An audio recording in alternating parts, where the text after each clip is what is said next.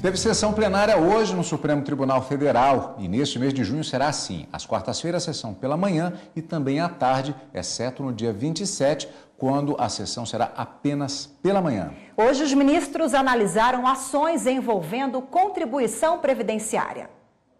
No voto vista, o ministro Marco Aurélio divergiu do relator, ministro Ricardo Lewandowski, e deu provimento ao recurso extraordinário, que contesta a alíquota adicional de 2,5% na contribuição previdenciária na folha de salário de instituições financeiras.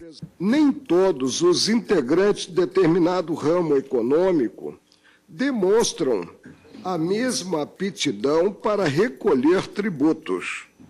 Firmar regime diferenciado, a partir de capacidade contributiva geral presumida, acaba por equiparar situações jurídicas completamente díspares. O ministro Marco Aurélio, no entanto, foi voto vencido e a lei considerada constitucional. Para a maioria dos ministros, o adicional atende a outros dispositivos constitucionais sobre a capacidade das empresas de custear a seguridade de acordo com o lucro. A maior parte dos ministros do Supremo também negou provimento ao recurso extraordinário da Mercantil do Brasil. A ação questiona o aumento de 3% para 4% da COFINS para instituições financeiras. A mudança foi instituída por uma lei de 2003. Os advogados sustentaram que a medida afronta a Constituição Federal, que impede a União, os estados e os municípios de instituir tratamento desigual entre contribuintes que estão em situação semelhantes. O ministro Marco Aurélio concordou com o argumento. Só porque o contribuinte escolheu o exercício da atividade bancária, ele não poderá ser obrigado a pagar mais contribuições sociais. Nesse caso, haverá violação do princípio da igualdade em conexão material com o princípio do livre exercício de atividade econômica. Mas, no entendimento da maioria, a capacidade contributiva pode sim ser usada para aumentar a alíquota de impostos. Sob a relatoria do ministro Alexandre de Moraes, os ministros também negaram provimento à ação direta de inconstitucionalidade, que questionava a lei paulista, que trata de impostos sobre transmissão causa-mortes e doação de quaisquer bens ou direitos. A ação foi movida pela Ordem dos Advogados do Brasil, que não admite a possibilidade de a Procuradoria-Geral do Estado intervir neste tipo de processo. Para o relator, a lei facilita o andamento do pedido do contribuinte. Essa lei vem e diz, olha, como prevê o Código de Processo Civil, se a Fazenda não concordar, haverá um procedimento administrativo, lançamento, cobrança.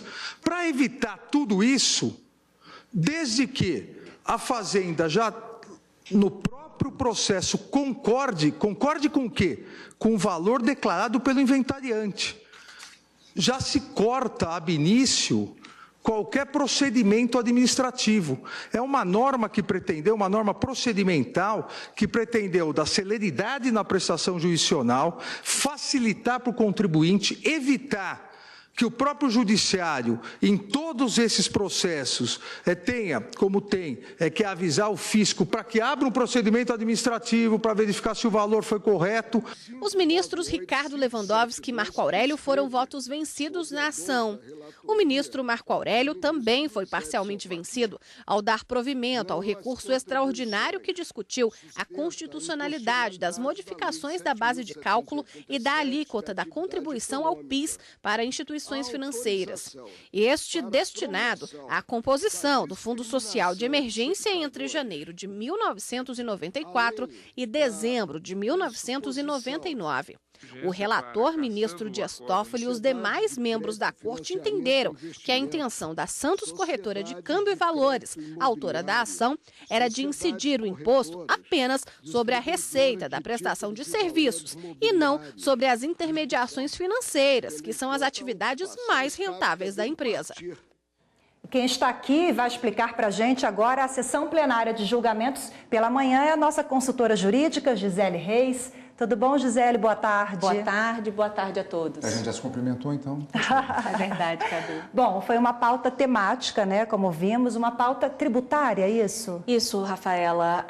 Nós tivemos ao todo 4 processos que estavam previstos para serem julgados. 3 deles são recursos extraordinários com repercussão geral, reconhecida, e também uma ação direta de inconstitucionalidade.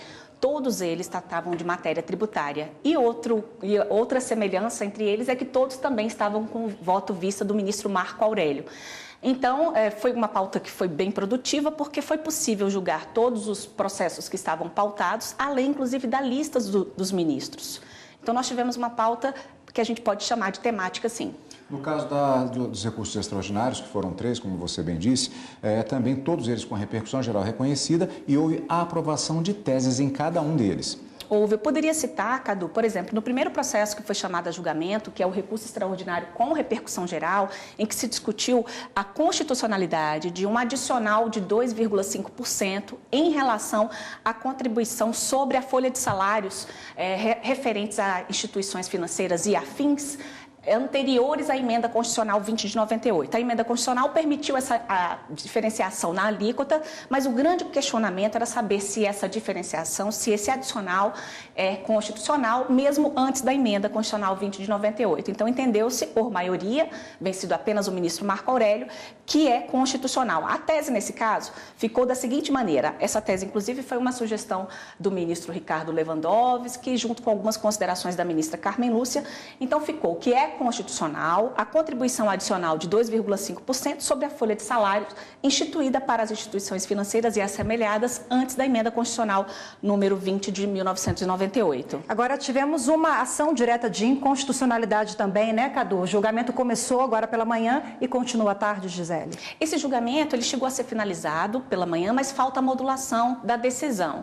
Então, os ministros sinalizaram que é possível que na sessão de agora à tarde eles façam esse ajuste no que diz respeito à modulação. Entendeu-se pela constitucionalidade da lei do Estado de São Paulo, em relação a regras procedimentais referentes a um imposto chamado Imposto de Transmissão Causa-Mortes e Doações sobre Bens e Imóveis de qualquer natureza. Então, é uma tributação que normalmente acontece em ações de arrolamento, inventário, quando há falecimento e há necessidade de fazer esses procedimentos perante a Justiça. Então, a lei do Estado de São Paulo previu uma regra de intervenção do Procurador-Geral do Estado para facilitar a questão da tributação. E o que o ministro Alexandre de Moraes, que é o relator, entendeu que isso é constitucional, isso não ofende a competência legislativa da União, porque o Estado estaria atuando dentro da sua competência legislativa de tratar sobre normas procedimentais. Havia exatamente esse questionamento, se não estaria se exorbitando e invadindo competência da União para legislar sobre a matéria, no caso. Isso, e aí a grande questão seria saber se há o que se chama de inconstitucionalidade formal, Cadu. Neste caso, essa inconstitucionalidade ficou afastada, vencido também o ministro Marco Aurélio e o ministro Ricardo Lewandowski, que acabou acompanhando a divergência na ocasião.